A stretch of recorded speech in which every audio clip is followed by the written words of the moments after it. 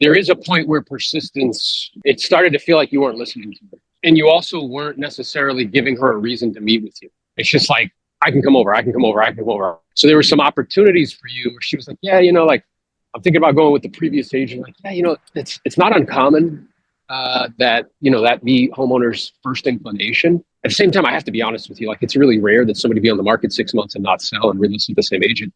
I guess I'm curious, were you happy with the level of offers that you were receiving on the property? And then be quiet, right? And that'll open up a whole nother door. She'll probably be like, well, we didn't receive any offers. And you're like, wow, are you kidding me? Are you serious?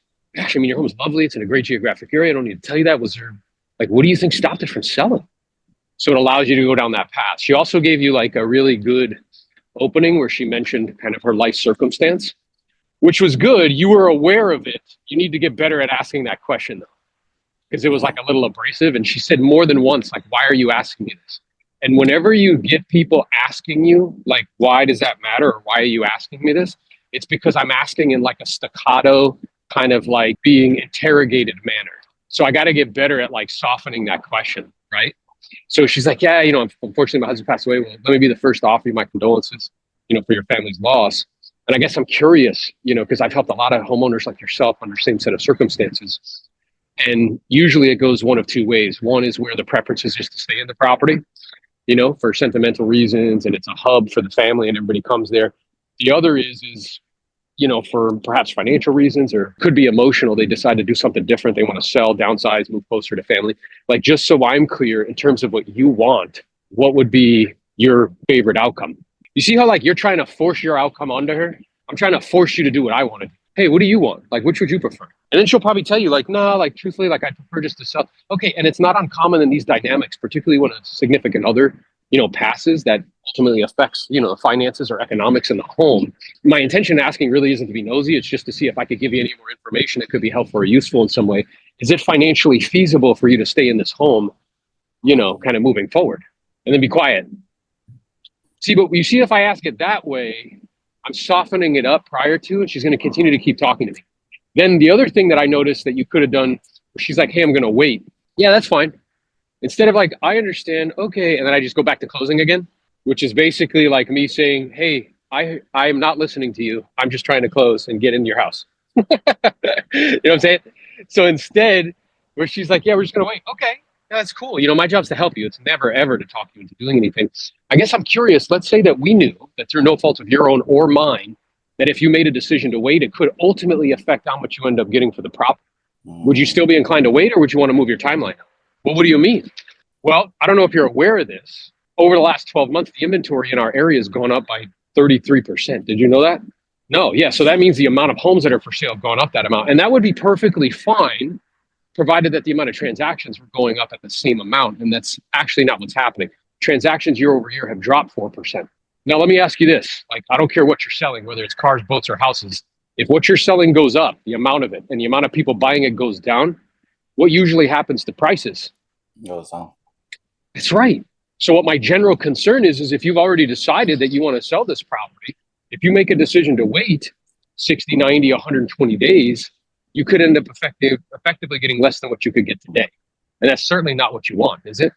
Now, let's say she's like, oh man, well, I have people coming to my house. Great.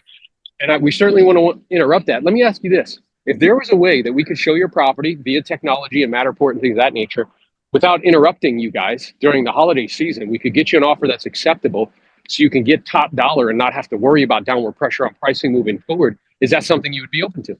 Yeah, I might. Okay, well, just by you saying that demonstrates that we should get together and discuss the options. May I make a suggestion? And then boom, we go into a closing sequence. I love that don't take a no and a yes is still possible. Yes, you have to be very careful of that starting to shift into, you're just not listening to me.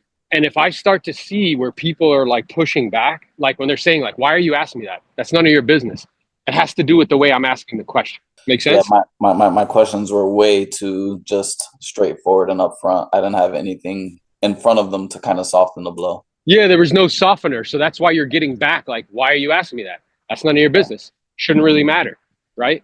So if you'll notice the way I soften things, I'll be like, hey, my intention in asking my next question is not to be nosy. It's just to see if I could provide you with any more information that could be helpful or useful in some way. Yeah. And then you see how I navigated when she was like, about her husband passing away. Like you were like yo, did he make all the money? Like, what's the, which is like, I understood what you were trying to say. Yeah. Right. But that's like, I could totally see somebody being like, bro, are you kidding me? And just like hanging up. Right. So you were on the right track. You just need to refine how you're saying it, if that makes sense. Yeah. Because you'll notice the way I did it, I navigated it, but it wasn't like, I basically accomplished what you wanted to accomplish. I just said it in a way that was way more palatable, that she's much more going to be much more receptive to. And it also demonstrates that I understand her situation. And then asking her, hey, which would you prefer doing? Because notice, like, you're like, sell, sell, sell, sell, sell. That's what everybody's doing when they call. But I'm like, hey, my job's to help you. It's never talking to do anything. We help a lot of families in these dynamics under these sets of circumstances. And it's not uncommon that the surviving spouse, really have a couple options. One is to stay in the home, and they opt to do that, because it's the hub for their family. Everybody comes there, has a lot of sentimental value. Others decide, you know what, I want to sell, maybe be closer to other family members and things of that nature. I guess in terms of what you want, because that's what's most important, which would you prefer? Do you see how just by asking that, you're going to set yourself apart from everybody else who's calling? Because what is everybody else who's calling doing? What I was doing. Yeah, sell, sell, sell, sell, sell. I'll meet you at 5. Meet you at 5. Sell, sell, sell, sell, sell. Meet you at 5. Meet you at 5. Sell, sell, sell, sell, sell. Yeah. And then you know what will happen, guys? Listen to me. I want everybody on this call to listen to me very closely. You will bully somebody into an appointment, and then they'll ghost you. And you'll wonder why.